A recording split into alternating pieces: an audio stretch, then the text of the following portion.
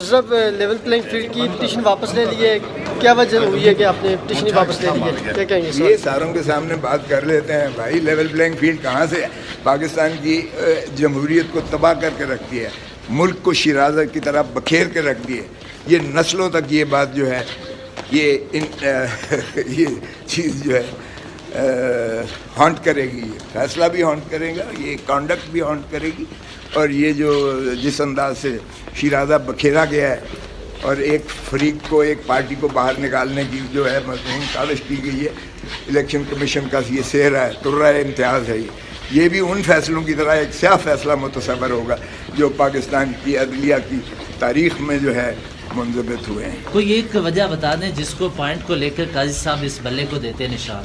230 لوگ باہر نکال دیے ہیں، اور یہ مجھے بتائیں الیکشن کمیشن ہیڈ ماسٹر ہے کیا؟ الیکشن کمیشن اب مانیٹر کرے گی کون صدر ہونا چاہیے، کون سیکرٹری ہونا چاہیے، کون پریزیڈنٹ ہونا چاہیے؟